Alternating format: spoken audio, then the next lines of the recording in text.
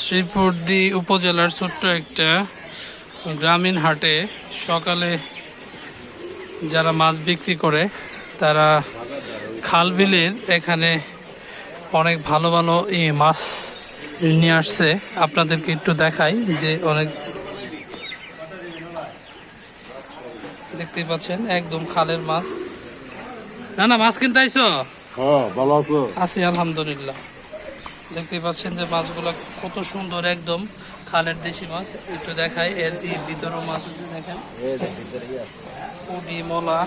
দেখতে পাচ্ছেন এই বাজারে সবসময় খাল বিলের মাছগুলো পাওয়া যায়। পুঁটি মাছ কি বিক্রি করে দিলা?